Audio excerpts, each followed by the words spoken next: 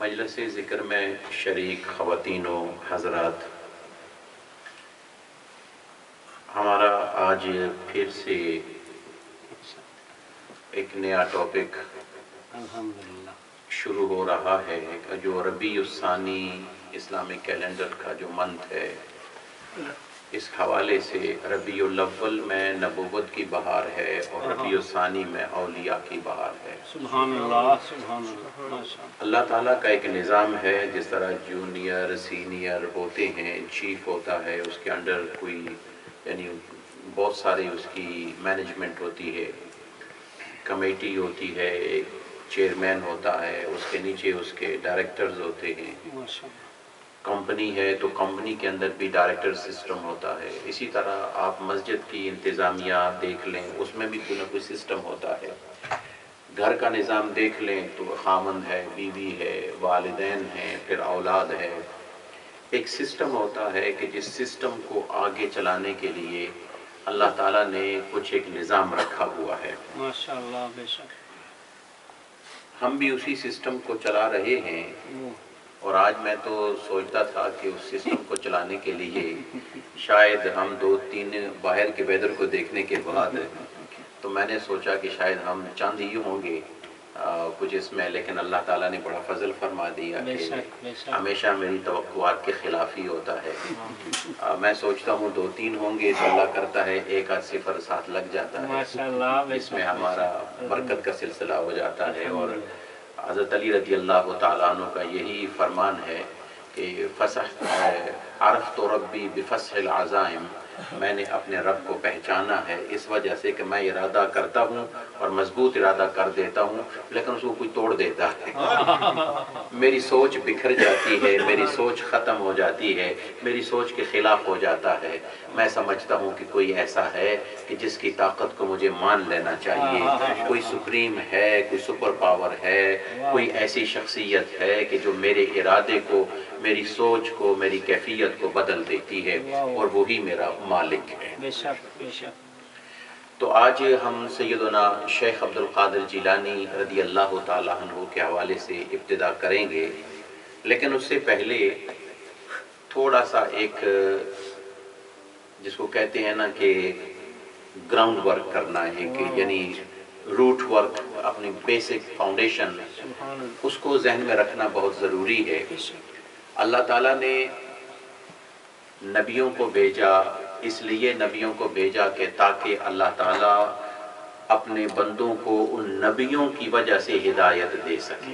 سبحان اللہ۔ دیکھیں کہ ایک والدین کے ماں باپ ایک ہیں، ان کے 5-6-4 بچے ہیں، ہر ایک کی طبیعت اپنی ہے، ایک ہی بات ان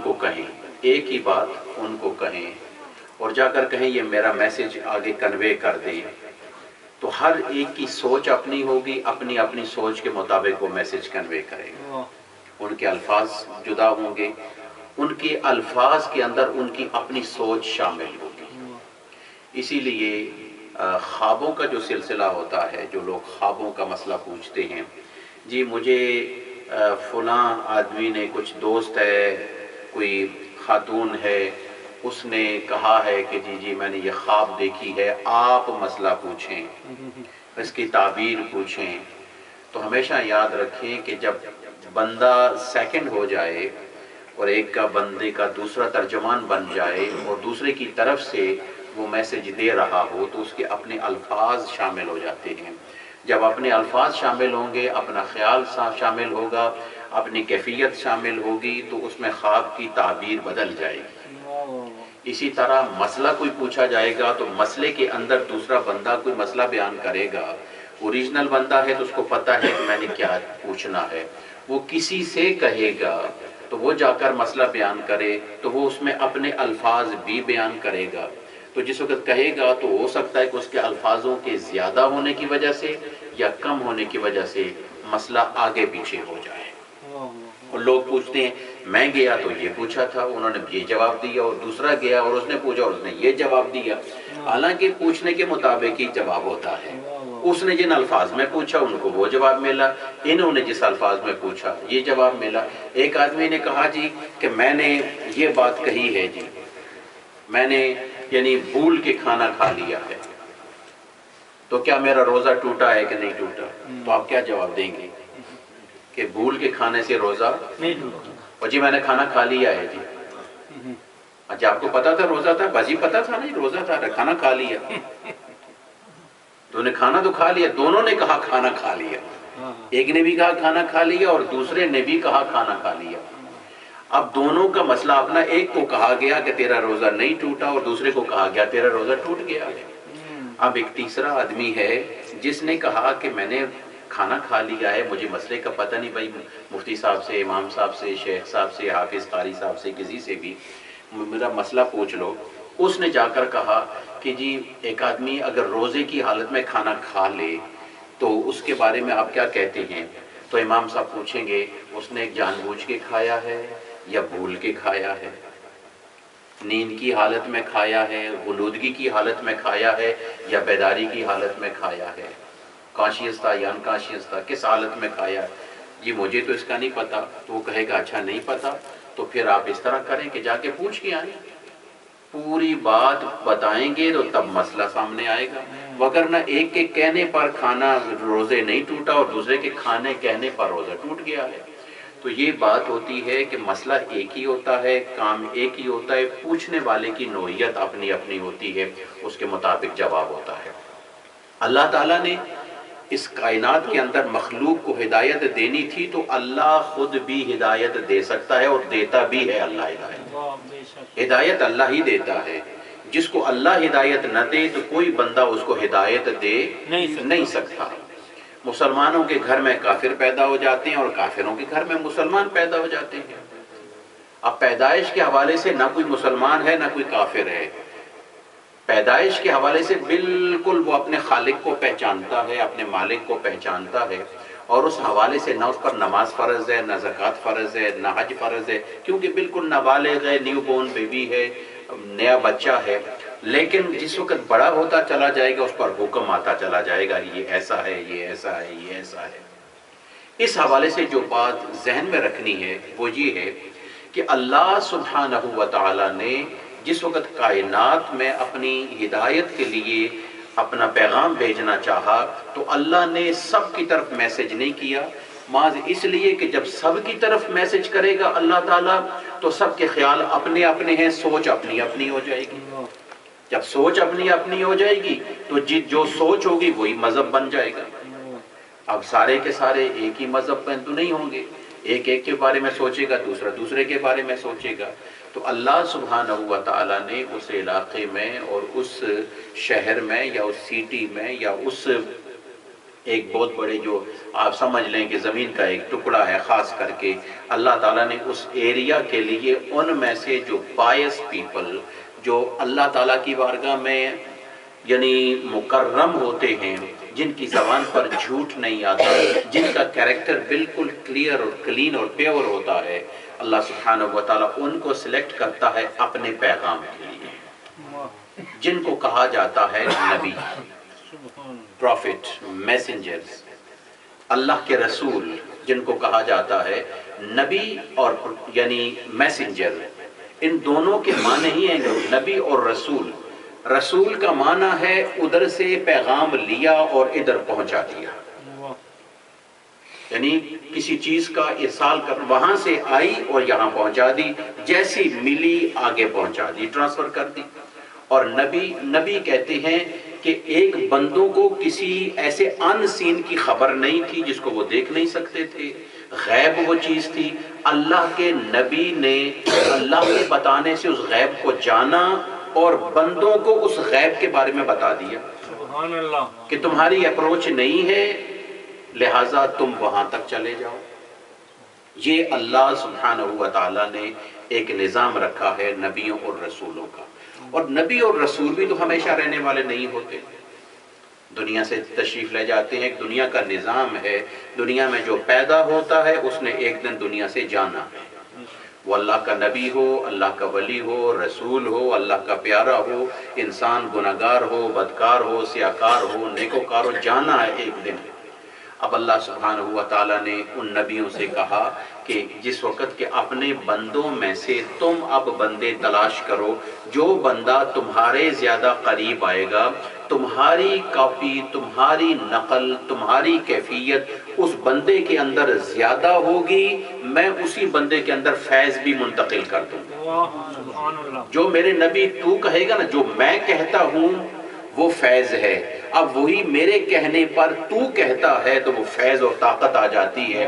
اب جب کوئی تیرے قریب آئے گا تو تیری بات کو مانے گا، تجھے فالو کرے گا، تیرے یعنی فٹ سٹیپ کو فالو کر کے تیرے مطابق بننے کی کوشش کرے گا۔ جتنا جتنا بنتا چلا جائے گا تیرا فیض اس میں ٹرانسفر ہوتا چلا جائے گا۔ سبحان اللہ۔ بغیر مثال کے میں کہتا ہوں، بغیر ایگزامپل کے، کیونکہ اللہ اور اس کے رسول کے ساتھ ایگزامپل نہیں دی جاتی۔ سمجھنے کے لیے وہ کیا ہے کہ یوں سمجھیں کہ ایک آدمی ہے، اس کی کمپنی ہے اپنی، اس کا بچہ ہے، بڑا ہو گیا ہے، اب اس بچے کو کہتا ہے کہ آ نہ دفتر میں آتا چلا جا، آفس میں آ، جوائن کر آفس، تاکہ تجھے بھی پتا چلے کہ یعنی یہاں پہ ورک کیسے کیا جاتا ہے، سسٹم کیسے ہوتا ہے، میرے بات تو نہیں تو سنبھالنا ہے۔ اب وہ بیٹا سنبھالتا ہے، دوسروں کو کہتا ہے اس کا خیال رکھو تھوڑا سا، اس کو سکھاؤ تھوڑا سا، وہ سکھاتا ہے، یہ ایسے کرو، یہ ایسے کرو، ایسے آفس کا سسٹم ہے، ایسے ڈیلیگیشنز آتے ہیں، ان کے ساتھ ایسے ملاقات کی جاتی ہے، میٹنگ ایسے کی جاتی ہے۔ کرتے کرتے وہ اس کا والد جو ہے وہ دیکھتا ہے اب میرا بیٹا جو ہے نا آہستہ آہستہ آہستہ کرتے کرتے فل رسپانسیبل ہو گیا ہے، رسپانسبلٹی اب یہ سنبھال سکتا ہے، اب رسپانسبلٹی اس نے اٹھا لی ہے۔ اب وہ والد خاموشی کے ساتھ اپنے گھر میں بیٹھتا ہے اور دوستوں سے کہتا ہے کہ اب مجھے مرنے کا فکر نہیں ہے، کیونکہ جو میں نے بڑی محنت کے ساتھ اپنا بزنس، اپنا ایک سسٹم آگے چلایا تھا، میرے بیٹے نے سب کچھ سنبھال لیا ہے۔ یہ ایک مثال ہے آپ کو سمجھانے کے لیے، ہمارے عقلوں کو سمجھنے کے لیے۔ اللہ سبحانہ و تعالیٰ کے محبوب بھی، اللہ کے نبی، اللہ کے خلیل، اللہ کی یعنی میسنجر جو ہیں، رسول جو ہیں، وہ اس طرح کرتے ہیں، ان بندوں کو تیار کرتے ہیں۔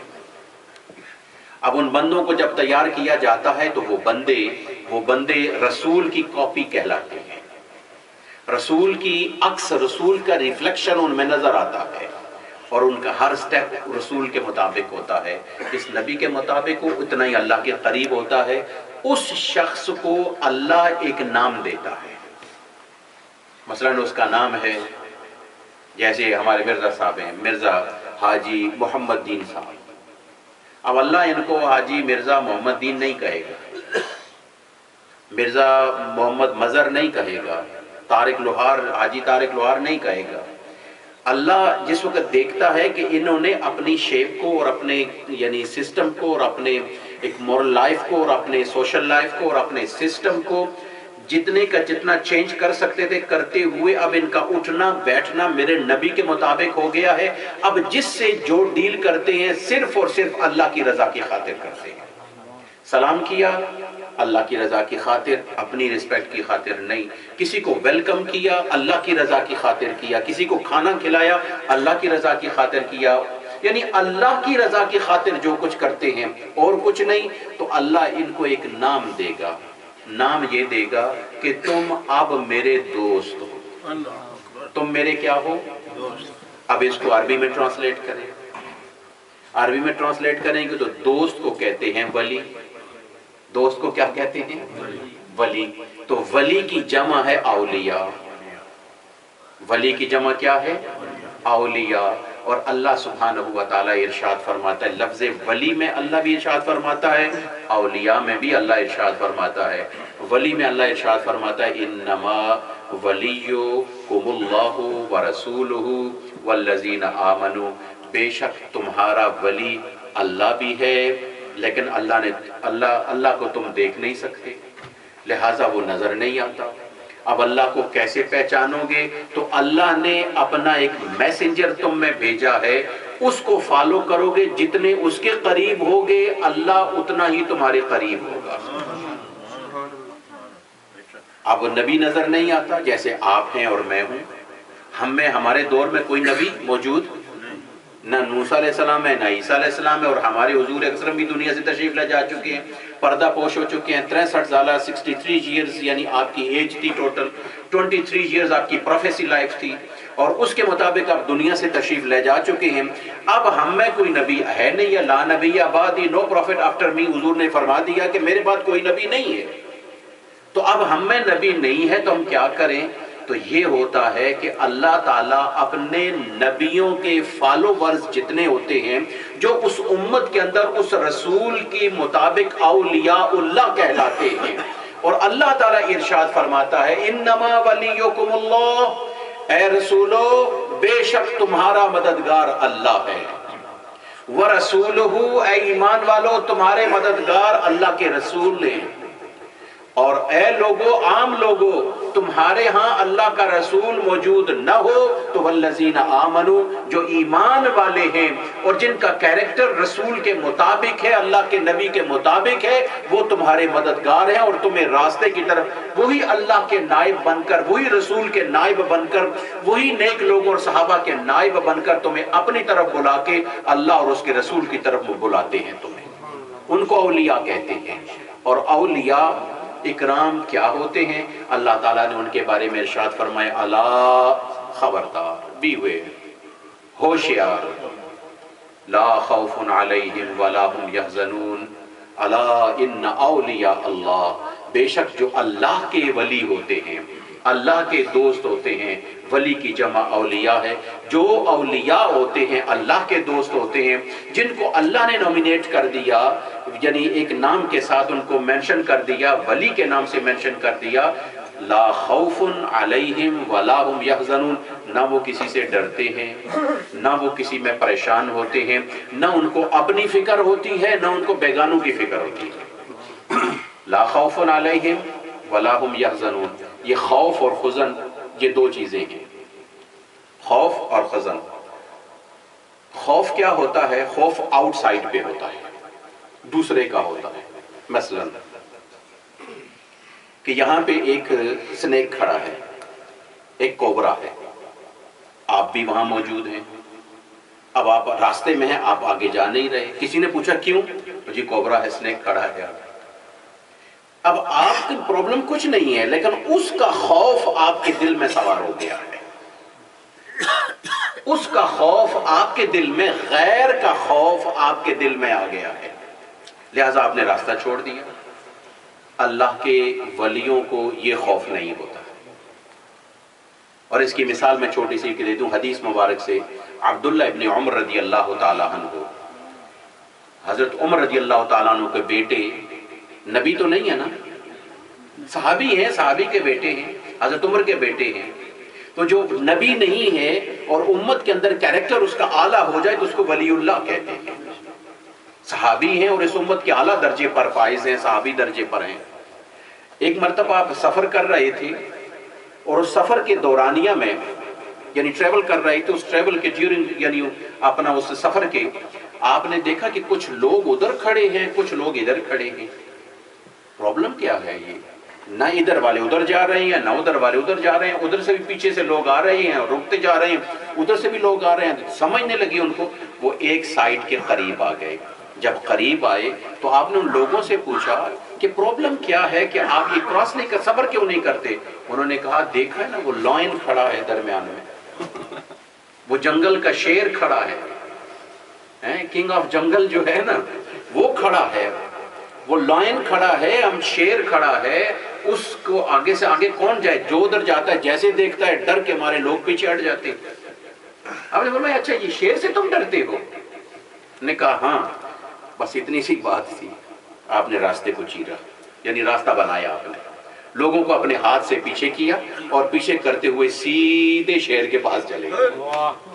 میں آپ کو مثال سمجھاتا ہوں، لا خوف، جب اللہ کا ولی بن جائے، اللہ کا قریبی ہو جائے، تو یہ جو چیزیں چیر پھاڑ کھانے والی چیز ہوتی ہیں، انسان کو تباہ اور برباد کر دیتی ہیں، انسان کو انسان کا اندر باہر ایک کر دیتی ہیں۔ اور جس وقت وہ آگے گئے اور آپ نے اس کو کہا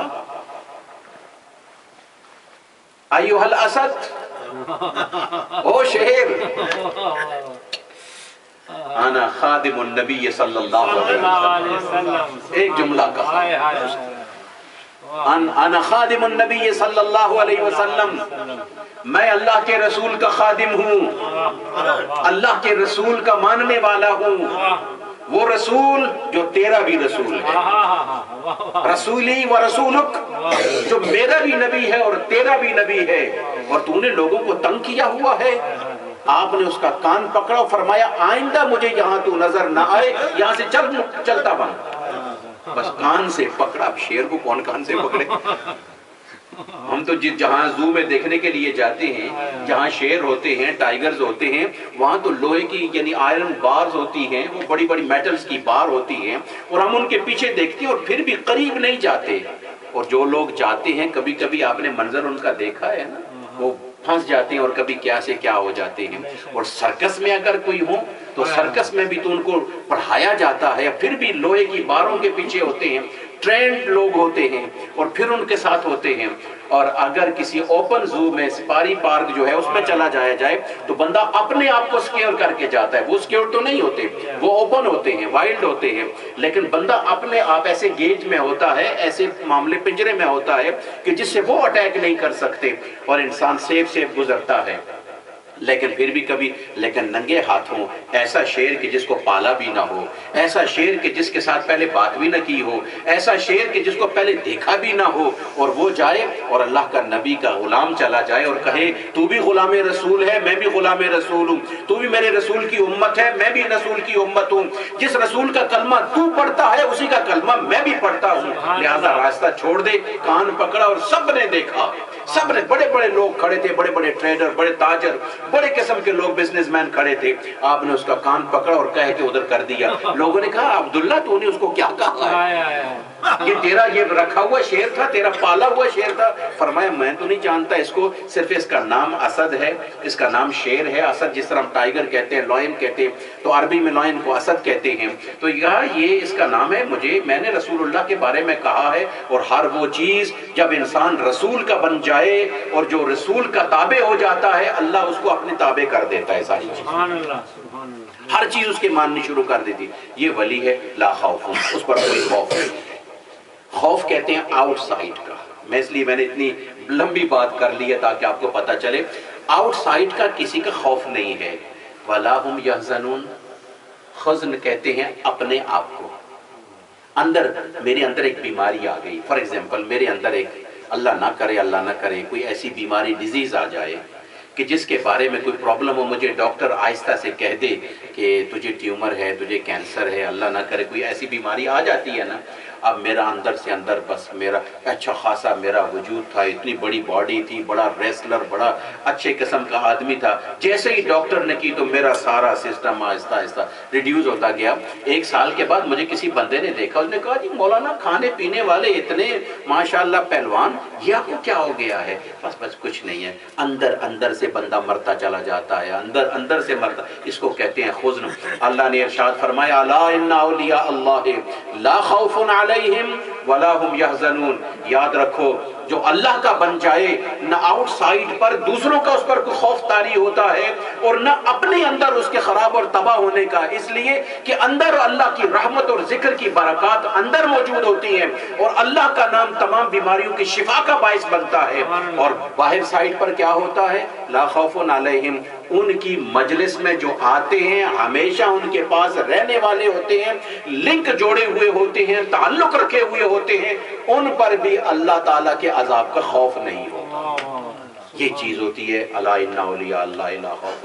اور امت کے اندر نبی کے گزرنے کے بعد اس کی امت کے اولیاء جو ہوتے ہیں اس مشن کو آگے بڑھاتے ہیں۔ اور حضور سیدنا شیخ عبد القادر جیلانی حضور اکرم صلی اللہ علیہ وسلم کے دنیا سے رحلت کرنے کے بعد 500 سال کے بعد آئے۔ کتنے؟ 500 سال۔ لیکن آپ جو بڑا آدمی آتا ہے نا، اس کے آنے کی خبر بھی بڑے بڑے لوگ دیتے ہیں، بڑے بڑے لوگ دیتے ہیں۔ جس طرح حضور کی ذات نبیوں میں اعلیٰ ہے، آدم علیہ السلام نے خبر دی، آدم علیہ السلام نے خوشخبری دی، اسی طرح حضرت نوح علیہ السلام نے دی، حضرت ابراہیم علیہ السلام نے دی، حضرت موسیٰ علیہ السلام نے دی، حضرت عیسیٰ علیہ السلام نے دی کہ میرے بعد نبی آنے والا ہے۔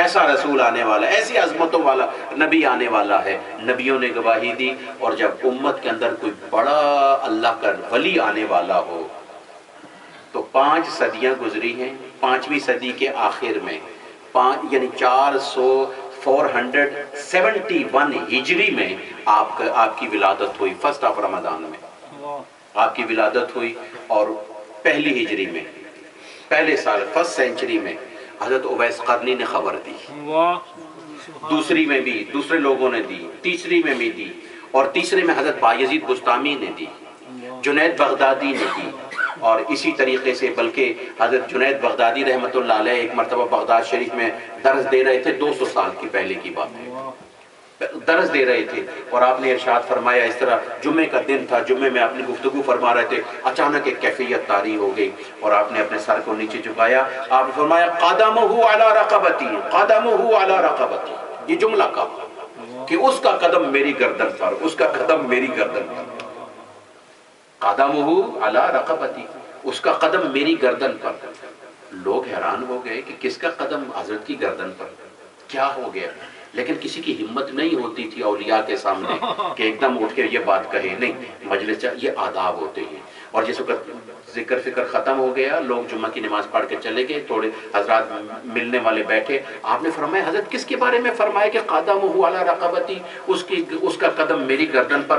آپ نے فرمایا کہ آج میں ممبر پہ بیٹھا ہوا تو گفتگو کر رہا تھا، میرے سامنے امت کے حالات کھل گئے، اور میں نے اسی بغداد میں دیکھا کہ ایک شخص آئے گا، ایک نوجوان ہے لیکن بزرگی میں اتنا بڑا ہوگا، نام اس کا عبد القادر ہوگا، جیلان میں پیدا ہوگا اور مسکن اس کا بغداد ہوگا، رہائش اس کی بغداد میں ہوگی، اور وہ اس کو اللہ نے وہ مقام عطا کیا ہے کہ ایک وقت آئے گا وہ ممبر پہ کھڑے ہو کر کہے گا کہ قدم حاضی علی کل رقبت ولی اللہ، میرا یہ قدم تمام اولیاء کی گردنوں پر، وہ میں نے منظر دیکھا تو آج ہی میں نے اس کے قدم کو اپنی گردن پر بھی رکھا، قدمہ، اس کا قدم علی رقبتی، میری گردن پر۔ پھر اعلیٰ حضرت اسی لیے کہتے ہیں نا، جو ولی قبل تھے یا بعد ہوئے یا ہوں گے، سب ادب رکھتے ہیں دل میں میرے آقا کے۔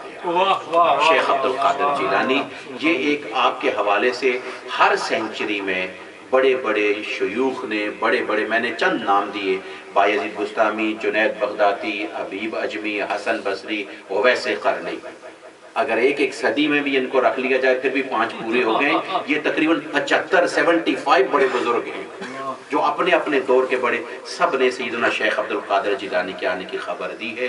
آ کر کوئی شخصیت ہے جس کے بارے میں اتنا جملہ اویس قرنی نے کہا تھا، حضرت علی اور حضرت عمر حضور کی نالین مبارکین اور آپ کا امامہ مبارک ان کو پیش کر رہے ہیں کہ امامہ سر پہ رکھو اور جوتیاں نالین سینڈلز پہن کے، حضور نے فرمایا کہ میری امت کی مغفرت کی دعا مانگو، آپ نے دعا مانگی، اٹھے، آپ نے کہا کہ میرے اللہ سبحانہ وتعالی نے بڑا کرم کر دیا، اس امت کے آدھے گناہگار، وہ گناہگار کہ جو گناہ کے معاملات میں ہوں گے، ان کی سفارش اللہ نے اس دعا کی بدولت منظور فرما دی، اللہ معافی عطا فرما دے گا۔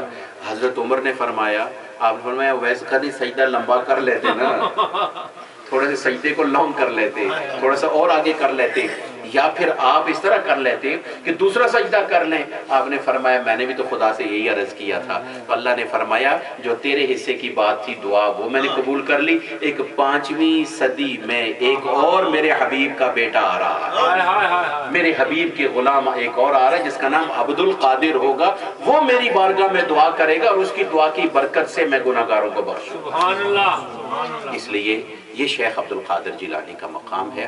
آج ابتدائیہ تھا تھوڑا سا، تاکہ ہم جو شیخ عبد القادر جیلانی 11ویں والا بات، اور ایک بات میں کہہ دوں، ایک بات بات اوپر ہو جاتی ہے، ایک بات کہہ دوں کہ حضور اکرم صلی اللہ علیہ وسلم پیدا ہوئے 12 ربیع الاول کو، تو سرزمین مکہ پر اور مکہ کے یعنی اراؤنڈ سے اراؤنڈ جتنے بھی یعنی آبادی تھی، جتنے بھی وہاں ولیجز یا جتنے بھی آپ کے محلے تھے، جس کے ہاں بھی اولاد ہوئی ہے، اس دن رات کو کون سا بچہ پیدا ہوا ہے؟ بیٹا۔